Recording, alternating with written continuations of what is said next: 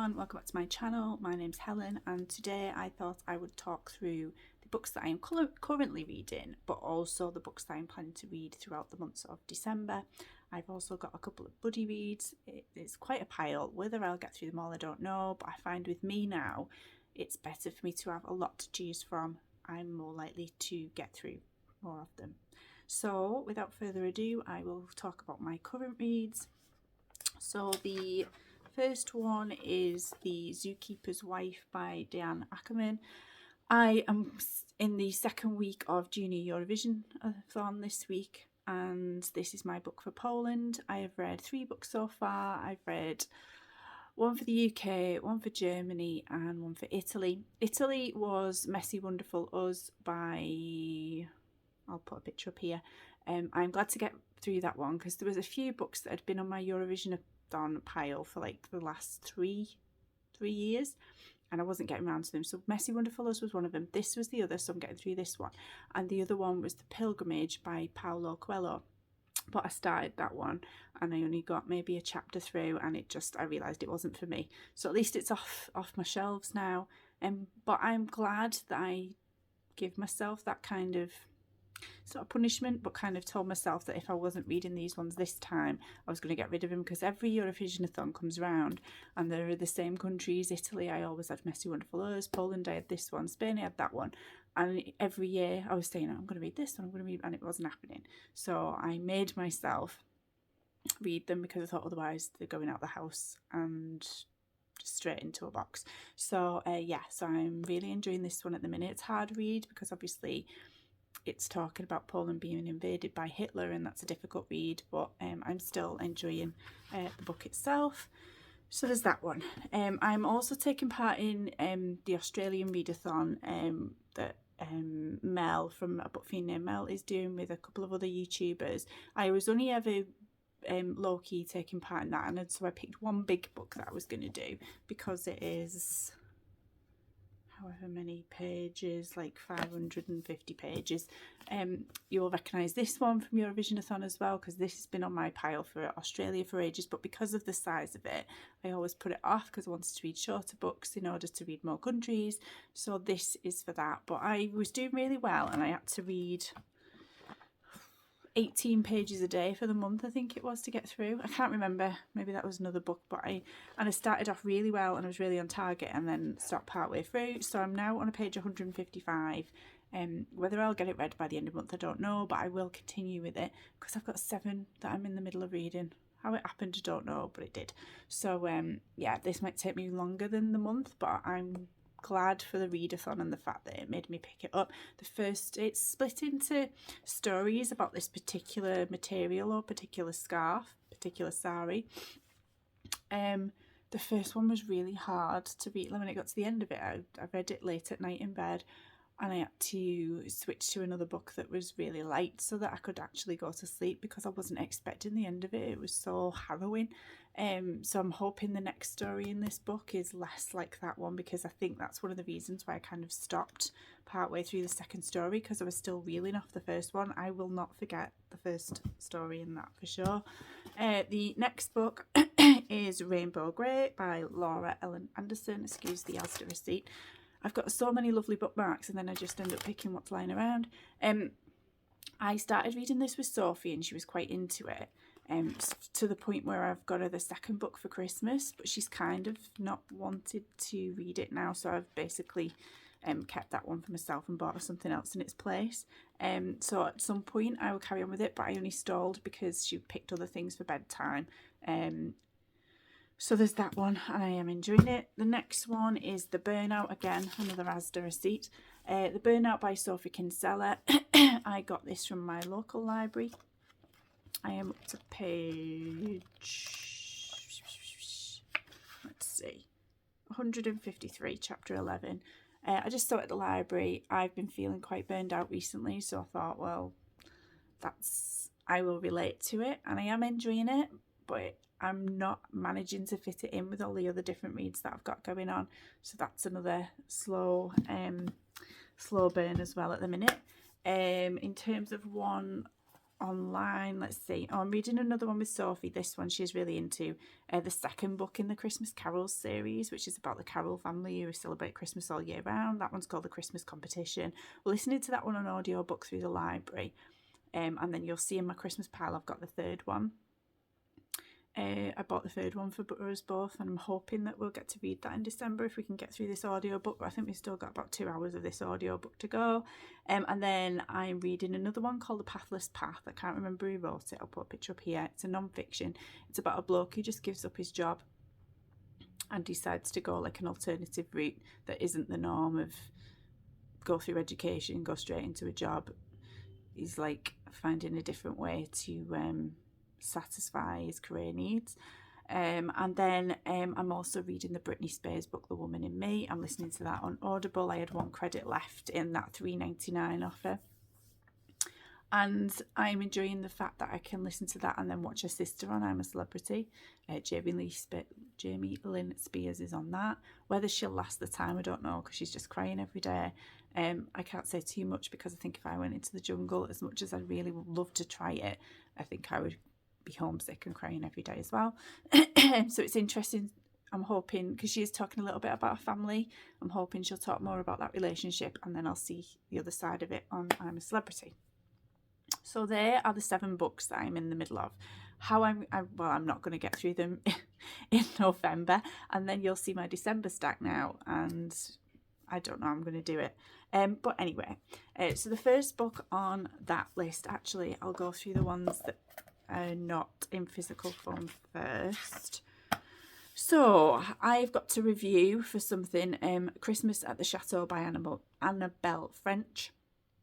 That is basically about a woman named Naomi who's just got divorced. It's turned her into a bit of a Scrooge, and her friends invited her to a cabin in the Swiss Alps. That sounds really light-hearted and easy, so I'm probably going to read that one first because, like I say, I need to review it. Then my friend Nikki, I went out for a cup of tea with her the other day. She's an old work colleague. She mentioned one that she'd seen on YouTube called The White Christmas Inn by Colleen Wright.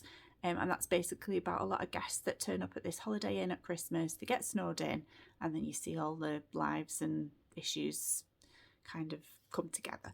So that sounded really cosy and nice, so I'm contemplating that one. Then I am going to do a buddy read with Ellie from Earl Grey Books. We wanted to do like an easy middle grade one. We've not picked Christmas ones. Ellie had 3 on her shelves that she was interested in doing, and I've managed to get them all at my library, on my library app. And then I've got a few on here, and she's got one of those at her library. So we are either reading, and if you've got any thoughts on these, please put them in the comments below, because it might sway us in which one we read. Zachary Ying and the Dragon Emperor by Ziran J. Zhao. Probably butchered that, but that's one of them. Arusha and the End of Time by Roshani Choksky. The Girl and the Ghost by Hannah Alkaf.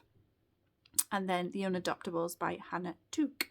So if you've got any thoughts on any of them, let me know. I won't say all descriptions about them. Go and have a look if you're interested.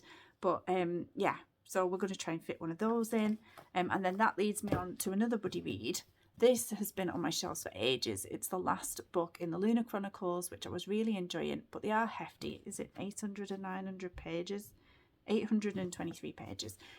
So my friend Nikki was talking about the other day, she mentioned it and said, have you still yet to read the last one? And I said, yes. She said, so have I. So she's managed to get it off the library app. I've got it in physical form. We are going to try and read 24 chapters a week. We thought if we did it weekly, that would work better and hopefully get through this at Christmas. So if you fancy joining in the buddy read, you can DM me on Twitter or Instagram, and then we can just discuss it as well on the side. So yeah, definitely want to get through that one, and I'm hoping the fact that I'm buddy reading it will make me more successful in that. Like I mentioned, there's the Christmas Carols third book, The Christmas Club by Mel Taylor Besant. I won't say too much about it because it's the third in the series, but they celebrate Christmas all year round. Me and Sophie are really into it. Look at the gorgeous sprayed edges that Waterstones sent me. Yeah, it's a Waterstones exclusive edition. I don't think it's signed, but I didn't. Oh yeah, it is, and it's signed. Yay! So definitely want to get onto that one. Like I say, we've got a 2-hour rest of an audiobook to get through before we get to that one. I've literally just picked every Christmassy type book off my shelves.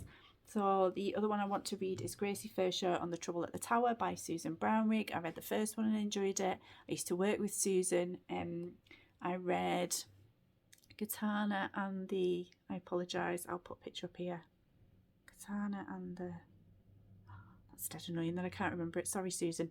But I really want to get round to this one. I'll have to get her to sign this one. I got the first one signed before I knew Susan, so as she's not my friend, I will probably ask her to sign this one as well. But yeah, this is set in Blackpool. She's in the middle of writing a book at the minute as well, or just doing edits for it. So I'm excited for that one as well.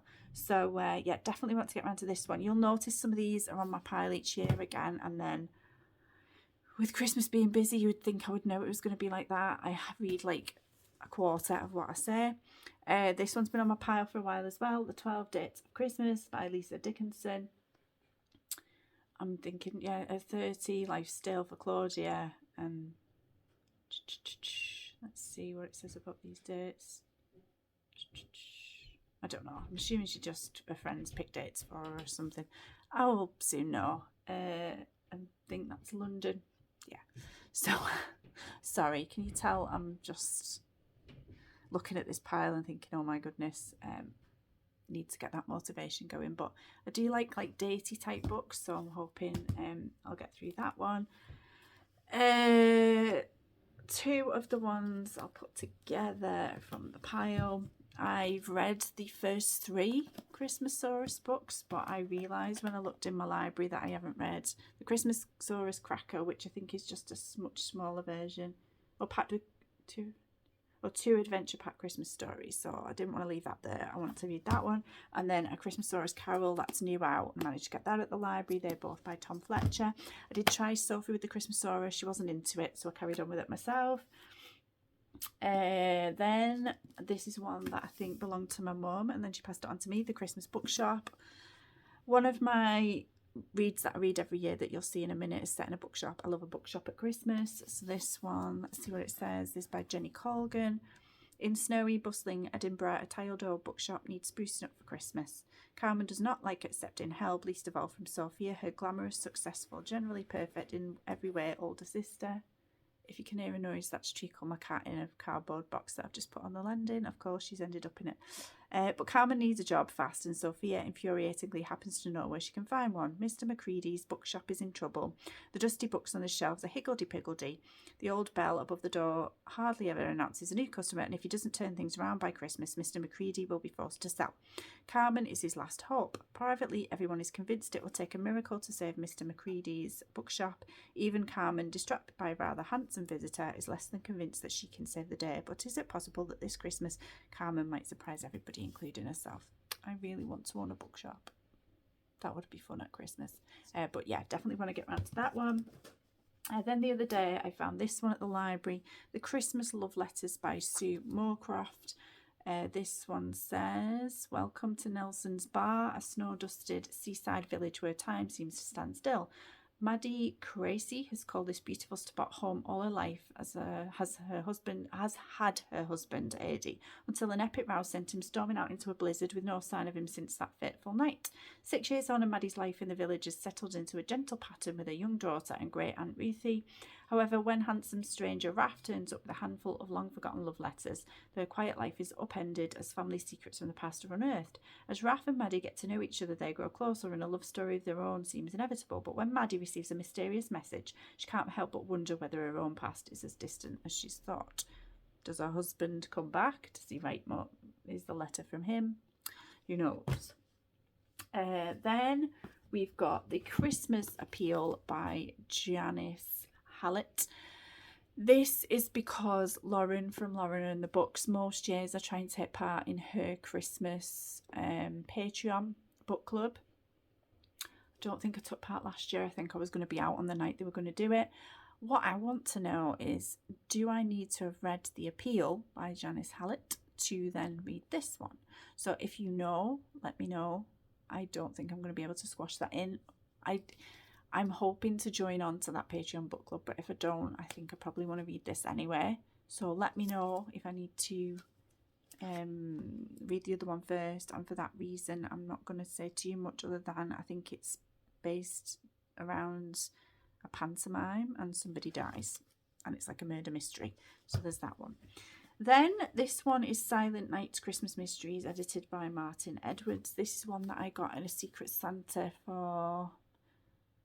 There's a bookshop on Twitter that does a Secret Santa every year, and I joined in, and you have to pay £10, pick a book for somebody else, and then wait for your book to arrive. And this arrived, and when it came, I'm not going to lie, I was a little bit disappointed because I didn't recognise it.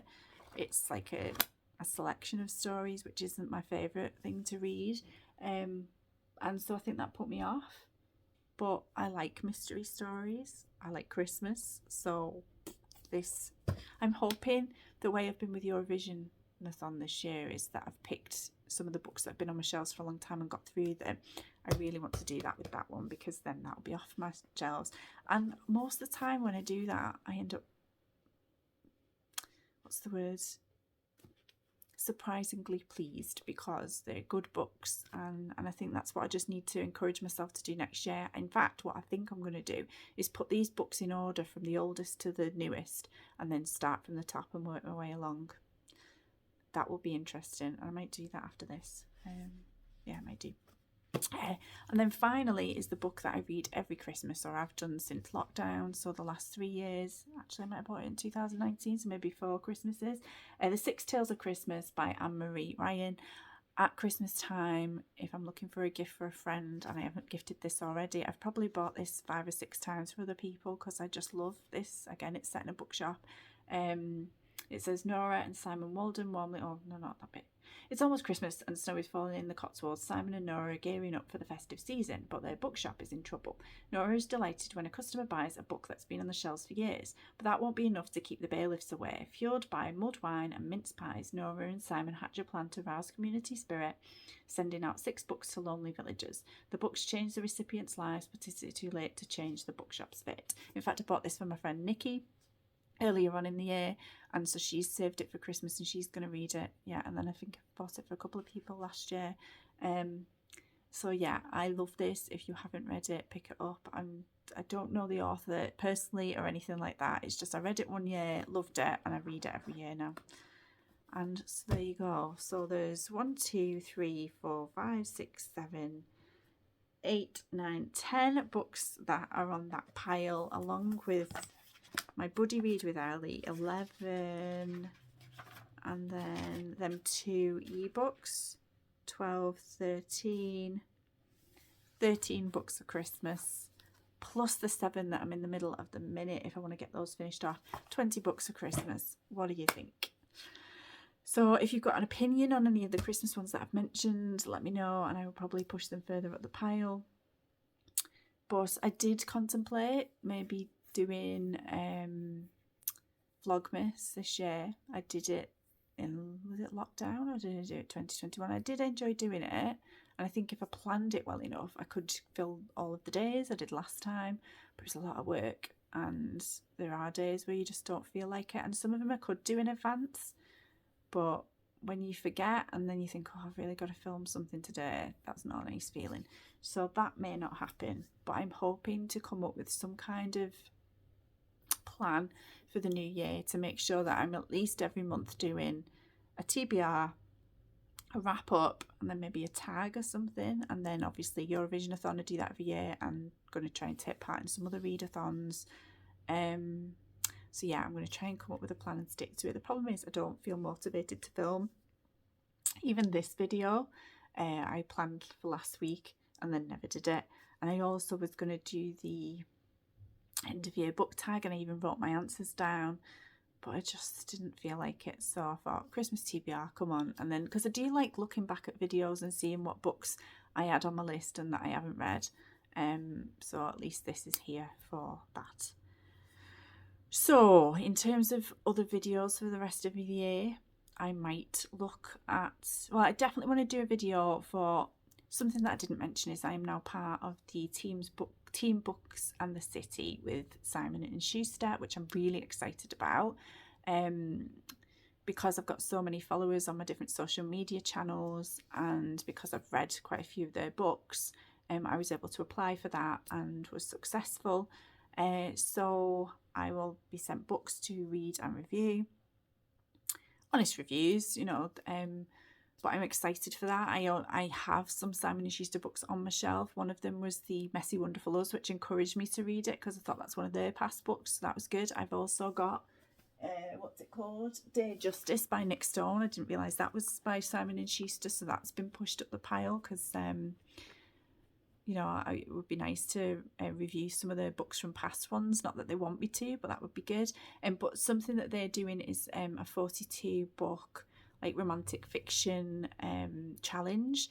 So there's 42 prompts, so that is going to be my challenge for next year. I don't think they all have to be Simon and Schuster books, but I like the idea of trying to fit the books into those 42. So I will definitely be doing a video and possibly some catch-ups along the way next year to show where I am with that. Probably some library visits to look along the shelves and see which ones fit the different prompts. So I will put the list of the prompts here, but we'll do a video probably listing the 42 prompts and possibilities that I could read for that, which should be interesting. So yeah, that's the plan. So I hope you are all well. I'm intrigued to know what your Christmas reads are going to be, what you're in the middle of reading now, and I will hopefully speak soon. Bye.